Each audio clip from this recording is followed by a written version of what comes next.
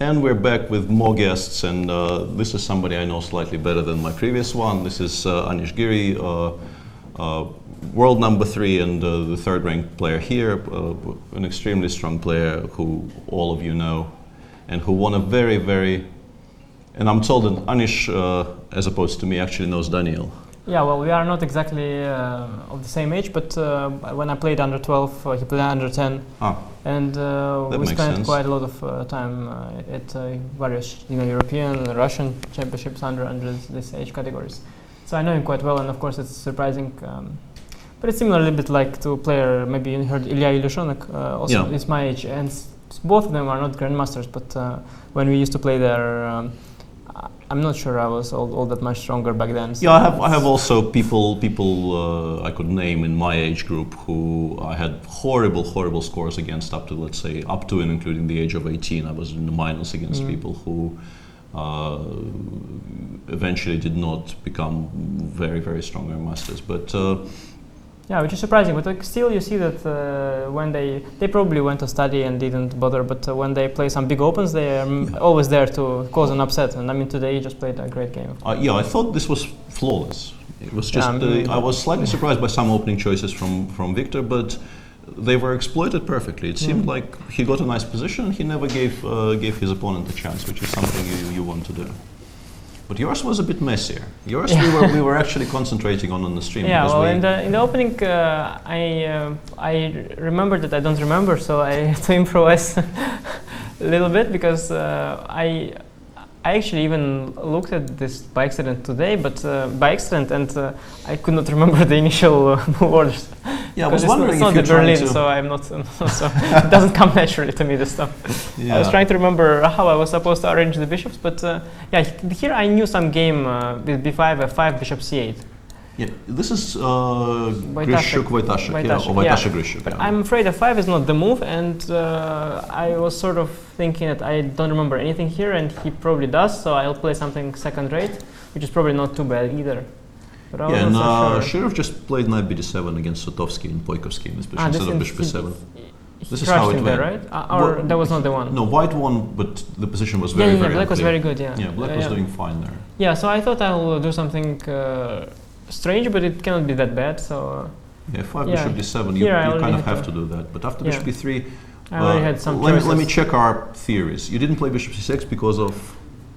Queen f3? d5 castles, yeah? No. Castles? d4? And takes, I thought. Bishop takes, or... Knight and bishop, but actually e5 is even stronger. Knight d5, I think. But e5, I had some dirty move here.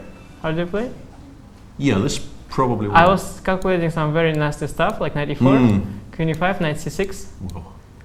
Queen d5, bishop h4 check. Yeah, bishop h4 check. This is very cute. I was very happy. Long castle, I didn't seriously consider the sacrifice, probably wrongly.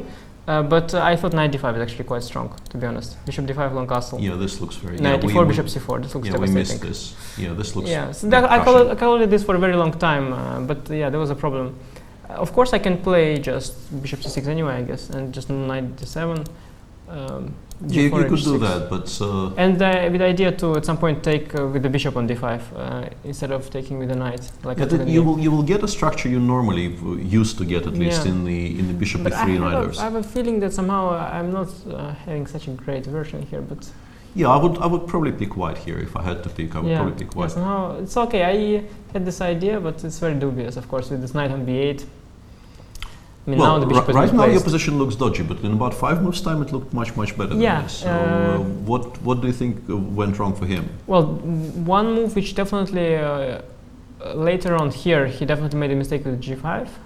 I mean, these two moves allowed me to grab the h file. This position I'm not sure what it is. It shouldn't be that bad for black, right? No, I wouldn't think so. Yeah, so probably this was not too critical. I was even considering that he could drop the bishop back. That feels also slightly weird. This feels weird, yeah, like castle just and some e4 yeah, ideas. Because you... Bishop d3 though? Bishop b5, knight d7. Yeah, it looks fine. I didn't see why it's bad, to be honest. Let's see, maybe it simply isn't, although it looks a bit weird to begin with, but maybe it simply isn't. Maybe it's not so bad, yeah. Yeah, well, bishop b5 is nice because I've gone knight d7. Okay, here I expected him to do this, but it doesn't look so bad either. In just queen e7. And I'll Although go knight I think maybe it's an improvement on what he did in the game. This, yeah? Well, I expected this, but I might want to take even GF and then place king on e7 like in the browser. Yeah, it's very possible, but let's say maybe castle kingside now. Kingside. Yeah, I was sort of... Maybe something like, I don't know, a3. Yeah, this is what I was sort of... this is what I was... Switch the plans altogether. Yeah, this is what I was thinking he should do. And something like that, but I thought it cannot be that bad for black. No, I'm not saying you're doing badly, I'm just thinking... But this is what I expected. This caught me by surprise, but it's not so bad if he goes long castle. Because once he has the idea of, let's say if I am ignoring him, he might go g5. a5. Let's say I do this, yeah. Knight c1, you think, not knight g2? Sorry, no, then, sorry, it's yeah, but then a3 is there, yeah, sometimes. a4, a3, some queen d4. Yeah, that is true, but maybe we knight d2, let's say, anyway. Okay. a4, knight e4. Probably, yeah. a4 or not, or knight c5? Or? Knight c5, we were discussing the fact that perhaps, the moment the knight leaves b3, well, this is this is what I normally would do. But I was wondering, about this thing. Let's say if he will go at some point f6, or he will open the position. So I even considered, probably it's very bad, but I considered to do something very deep like h5. g5? Yeah, and sort of pretend that I closed him, but it's very, very strange because my rook on h8 is very passive, and my king doesn't have nice... That's a hugely improved version compared to the game. Rook e1, e4 or something. Well, definitely. I mean, long castle is... yeah, h5 is a very dubious move, but it has a sort of an idea, strategic idea to close the king side. But because this kind of stuff, he will open it and it starts to get a bit annoying, especially compared to the game. Because and also maybe, if you run the pawn all the way up to a3, I will play b3, knight c4, probably. Oh yeah, this stuff is effectively blocking the c file. Yeah, here probably a4, a3 makes no sense. Yeah, no longer makes much sense at least. Yeah. So maybe now a4, b3 is I guess the one big turning point is this idea to go g5, which allows h6. No, this is definitely a huge turning point because okay, here he has to try something like f6, I guess. I think desperate and g6, desperate in sense. I'm not even sure if I'm better here because possibly he is better anyway. I mean, I don't know. Some fg6. Yeah, this is what I was thinking about. And king e7. I think your position, the structure is so sound that it's very difficult. Yeah, but my king is so potentially weak. Some knight d4, some bishop f5, knight f8, and knight d4. I was. Yeah, but at least here he would have play. I have to say that. Yeah, this gives. him at least you can imagine that as black you don't want this to happen. So I mean, you hope something else will happen than that. Yeah, because what you got in the game is just very comfortable. In the game now it's very nice move rook h5 to misplace his queen. The thing is he has no square here. If he goes to e3, I have queen b6. Queen d2 maybe? Queen to a5, a4, yeah. Queen d2, a5, that's very nice, yeah. And the knight doesn't have d2 square. Yeah, that is a very nice touch. So rook h5 is a very nasty move, which is disturbing him a lot. Which he also missed. So, and now I considered move f6, which is very strange, but this is just very good because now, once again, if he would have time for rook h1. Yeah, this is what we were saying on the stream. It'd be fine. Queen c7, rook c8 is very precise because you overload all of his pieces. Yeah, and now king b1 is wrong. I think he should try some queen to get some to scare me with knight d4 ideas like here, G6. here, I don't know, here. I would have to go. But will you be scared though? Knight d4.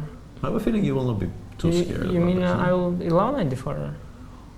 a4, a3 or no? Then knight c6. Then knight c6, yeah. But maybe start with queens. No, queen c4, king b1, and then it will go via a5. Yeah. Yeah. No, it's this was. I mean, this compared to the game, this has to be done because I mean this.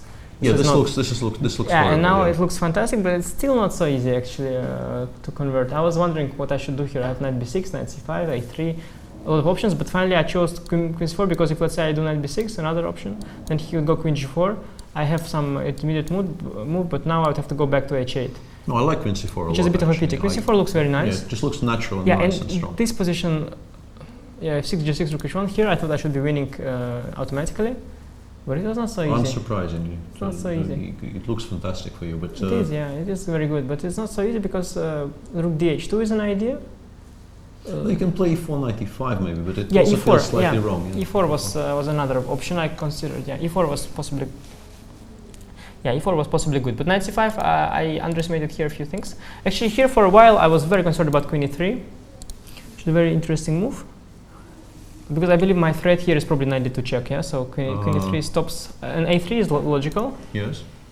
Because he still has no threat. Now queen a7. Okay. Because we just kind of breezed through this portion of the game, assuming it's very good conversion. for you. Yeah, it is good for me. But now I have only move, I think, just King F8, which was not so easy to see at first. And now I'm counterintuitive to box your king. Yeah, but it's just only moved because let's say rook, this is just losing maybe even Queen A4 check, just picking up the rook. Oh yeah, and that's a nice. So yeah, this King F8 possibly just winning on the spot here because the King on G8. You still have all your threats. 92 is still threatened. Yeah. Queen D7. I'm going to go.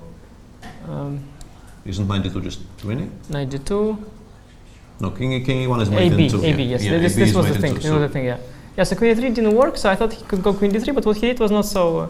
It is similar to the game because what he did is not so bad. Here the trick is if I take on G5, he has this move Queen G1. And he has this idea of mating me with, let's say if I'm very naive, he has this idea of mating me.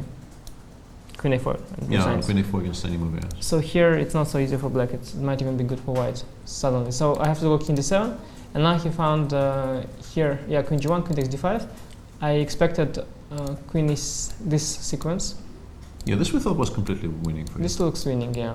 But Queen G1 caught me by surprise. For a moment I was shocked because it might be it might be some kind of miraculous draw, or I would have to go Rook C7, which gives him a lot of tempi. That would be you're really probably still doing well, but you don't. Yeah, really but it's a pity. That. And I think Queen C4 is a nice move. Queen C4 is here. a very nice touch. Yeah, because if he should go here anyway. But what's his next move? Queen D7. I forgot. Yeah, Rook C7. Let's say. Magnus was suggesting King D4 here, but 92 wins. Continue running towards. Yeah, because Queen H3 check is painful. But Rook C7 is good, Queen A4 and Knight G5. But the game continues because he will, probably he'll pick up on before, but he will probably also pick up. I'll have 6, 4 against 3, and I have a big advantage here. But the game would continue, and here Rook E2 is a bad move. It has not really. B3 is nice because there is no threat. Simply King G5. You have more threats than him by far. Yeah, by far, yes. And when he took on B3 twice, I was absolutely certain that he will take on E2 and play Queen A7 and everything because I thought the only reason you play he takes B3 is to allow you to give mate on the board. Yeah, I thought so. I thought that was the point. Not, because he should try to do something like this, but position is of course hopeless. Yeah. And in the worst case, I have some move like Knight C5 and I have control of everything. D5.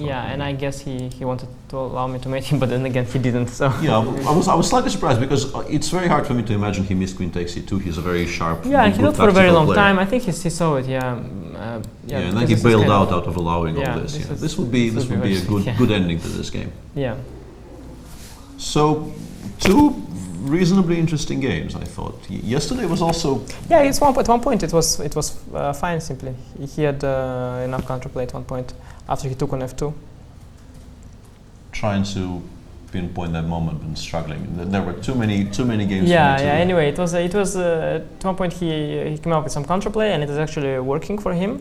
And I thought I'm doing well. Now I remember. He could have gone Knight G4 instead of Knight D3. Yeah, and Rook F3, Knight takes E3 very strong, which I saw as well. But somehow nothing is there, just equal. So it was kind of lucky that I mean he played quite interesting till that point. We were very impressed by the creativity of the opening, and we were having a lot of fun with all kinds of Knight D4 ideas. For instance, he could have gone Queen A4 there wins on the spot at that point. But it's nice. Yeah, he was actually thinking about it for a lot. He missed Queen A4 at first. That was an interesting. So 2 interesting games, and you're doing well. You were also doing quite well here last year. But then somehow when Big Vlad came. Big Vlad came. But for many people, last year was kind of first you and then Vlad. You had those fantastic streaks. And then something went wrong. But it was a great spectacle at the end. I mean, you don't expect. And also, Yuan Gi, he came from pretty much nowhere. And at the last round, I was not fighting for top 2 places already. It was not possible because I lost 2 in a row. And I was absolutely sure that Yuan Gi will fix 2nd place because he could fix 2nd place. And it's a decent prize money. And he is. I mean, he was an underdog, and Vlad was playing great. So in Vlad plays Berlin, so I was sure, draw will happen. And suddenly he just beat him. And he did it so effortlessly as well. I remember we were watching this. We discussed this on the show yesterday. That I was playing the super final at the time, and the entire super final was, of course, following this because this was a very exciting tournament. And when we saw the last round pairing, and I saw the opening before going to the round, maybe even, And we felt, okay, I mean, this game, nothing will happen. I mean, and by move 30, he was completely winning, so it's very interesting. An interesting stat was shown to me earlier today, that of the top 20 finishers from last year, only 7 people came back. But all of the top 3, including you. You or you? Both work. Both work. So, yeah, sorry, I was making like these new jokes for like 2 hours with my friends. Like, what did you do, and this kind of stuff. You played well and stuff. Let's not go there. So, I guess you're enjoying this, yeah? The you jokes are the tournament. Yeah. The you jokes you obviously enjoy. Yeah. No, it is a nice tournament. Although these open. I remember once I had an open tournament in European individual where I dropped out of 2700 a couple of years back. So it is also possible not to be enjoying an open tournament. It's not like enjoyed by definition. But it's much more demanding because. As you can imagine, if you play a top tournament, you have a one bad day and it's normal almost, or you have 5 draws in a row, it's also normal. But when you are doing it in an open tournament, each draw costs you 3 elo points, and it's all very painful to the heart. So that is very true. But having a bad day, you haven't had those for a while, I think. Well, apart from maybe from playing me, and that wasn't where I was winning, and now suddenly it occurred to me. It was the worst day in years for me. But and also, you cursed me so many times before that when you told me after the game that like you're going to qualify anyway, I thought, oh no, oh no, the horror, because you cursed me like with the African guy, then you cursed me when I played you, and then I thought, okay, that would be the final curse. I would not qualify, and your friend Grishuk would qualify. How did I curse you when you played me? I just beat you. I didn't curse you. Yeah, well, it's worse. That's. I mean, I don't have Lawrence's touch really. I'm trying for that. Yeah, but I was really worried, and I'm very happy that I qualified to candidates, even though you sort of said it to me right after I lost to you. But you see, I'm not really trying to jinx you or anything. I just talk too much. It's what is known about me, but not jinxing anyone. So can I ask you one question? Also, sure. Why are you not participating? How did you decide to commentate and not participate in the tournament? I don't know. I just felt. I'm trying to work in the Giri reference, but that would be untrue because that came later. I don't know. I just felt like it would be an interesting change of pace, and also the version I said yesterday, and I'm sticking with it because I'm too lazy to think of another one. Is that autumn in general is so hard that I don't really know how you're all playing here. And I somehow stupidly felt that commentating will be easier than playing, and I'm learning to my some surprise that it's probably not true. But did you consider playing or not really? I wasn't. For the previous one, I was invited. I was one of the first people, I think, invited for this one, and I chose the super final because I feel that I need to play the super finals. They are, my tournament. I scored 50%. To keep on collecting the titles. Yeah, I scored 50% in 2014 and -1 in 2015. So maybe I should reconsider this. But last year, I felt super final takes precedence, and this year, I don't think I was very high on the organizer's radar as a player. And I got this vibe, and I thought, okay, if this is the case, maybe I can, wriggle my way in through the other channels. And I thought maybe you're just reading my Twitter and. No, but that came earlier. My negotiations with this. It was long ago, so it was not like last minute. No. I see. No, the hashtag born commentator was born actually later than my decision to commentate here. Okay. So, but it wouldn't be true. It would make for a nice story if you actually made me take up this job just to make you right. Yeah. But it wouldn't be true. So let's. Sorry, I have to disappoint you there. All right, we'll take a short break, and then we'll probably we'll be back with Alejandro for the remainder of today's action. Thanks for speaking with me. Thank you. Good luck with the rest of the time. Yes, thanks.